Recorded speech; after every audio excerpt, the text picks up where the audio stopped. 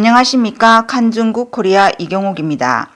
종합 외신 보도에 따르면 2022년 1월 15일 오후 5시 26분 남태평양 섬나라 통가에서 해저 화산 폭발이 발생했습니다. 수십 년 만에 가장 격렬한 분화가 일어나 리터 규모 7.4의 지진과 쓰나미를 일으켰고 제2차 세계대전 중 히로시마에 투하된 핵폭탄 1000배에 달하는 에너지를 방출했습니다. 위성 사진에 따르면 분화와 함께 거대한 화산재 구름과 충격파가 분출되었으며 통가 지질청은 화산에서 분출된 가스, 연기, 화산재가 20km 상공까지 치솟았다고 밝혔습니다.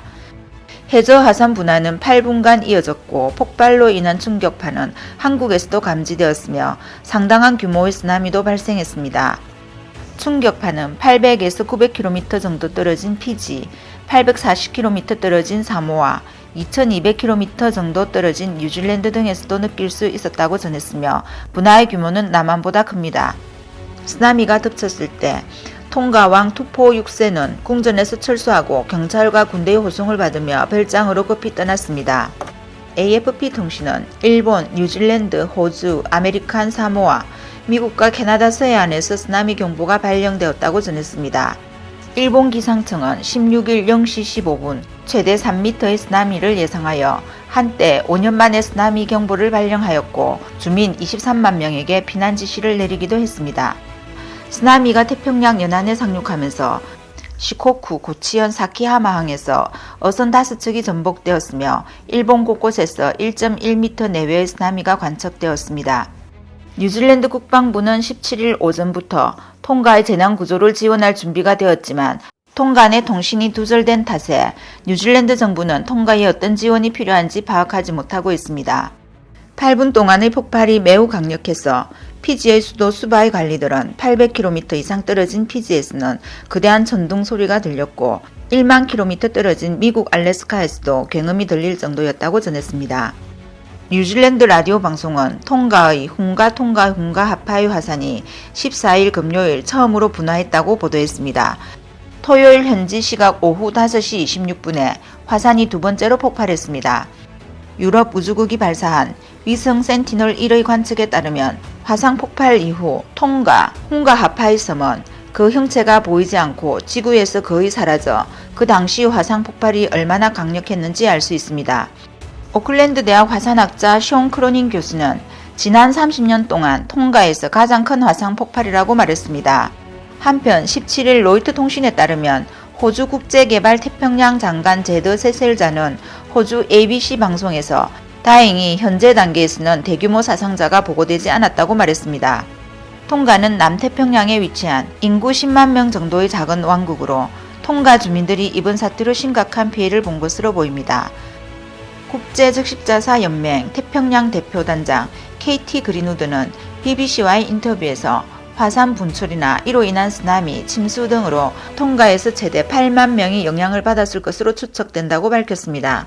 그는 통가의 다른 섬들이 연락되지 않는 상황에서 피해 주민들을 위한 인도적 지원이 시급하다고 말했습니다. 다음 뉴스입니다. 최근 우크라이나 국경은 세계에서 가장 긴박한 지역 중 하나가 되었습니다.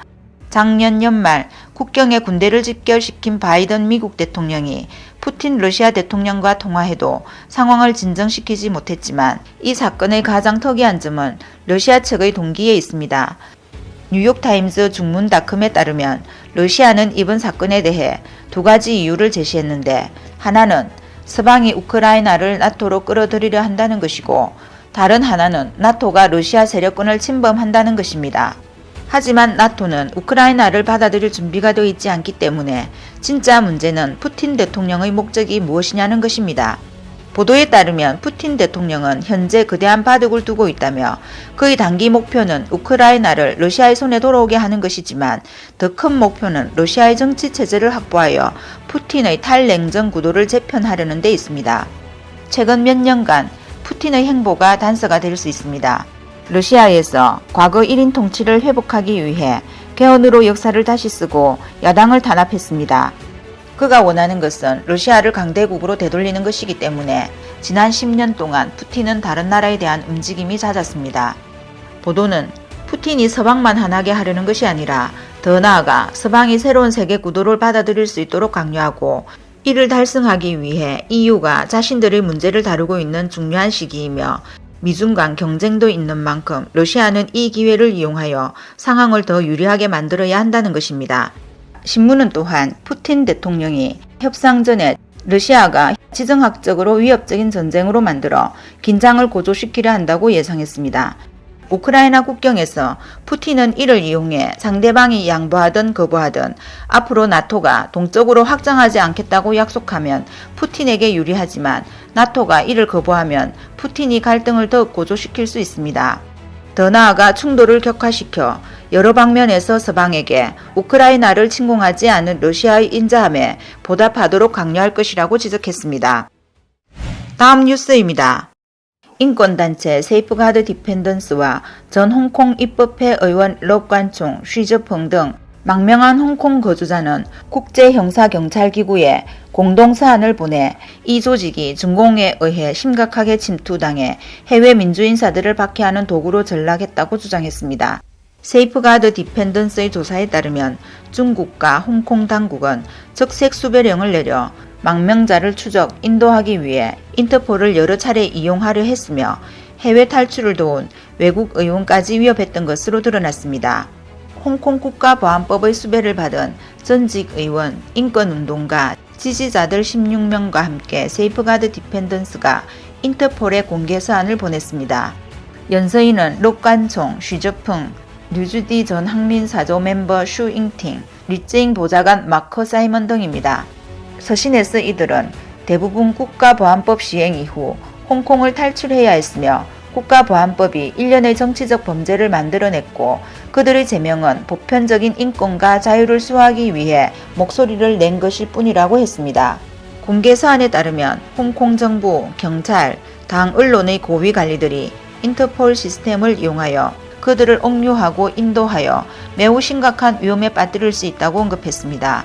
수만 명의 사람이 홍콩을 탈출했으며 많은 사람이 정치 범죄로 지명수배될 수 있으며 그중 연서인들은 빙산의 일각에 불과하다고 지적했습니다. 그들은 중공과 홍콩 당국이 이미 인터폴을 이용하고 있을지도 모른다고 우려했습니다. 세이프가드 디펜던스는 1월 13일 연구보고서 종신추포령, 홍콩 정부의 글로벌 추포령, 국가보안법 및 인터폴 남용 위험을 발표하여 홍콩을 떠난 약 30명이 국가보안법 때문에 체포당했다고 지목했지만 실제 체포당한 사람의 수는 아직 알려지지 않았다고 전했습니다. 동시에 국가보안법 제38조 치외 관할권 조항으로 인해 홍콩 밖의 외국인도 소송에 휘말릴 수 있습니다. 시즈풍의 홍콩 탈출을 도운 사람들을 포함해 덴마크 국회의원 우페 엘벡과 카타리나 아미츠볼, 영국 상원의원 데이비드 알통경 등이 있습니다. 몇몇 일본과 미국의 의원들도 연루되어 있습니다. 오늘 소식은 여기까지입니다. 구독과 좋아요는 격려입니다. 공유는 나눔의 시작입니다. 감사합니다.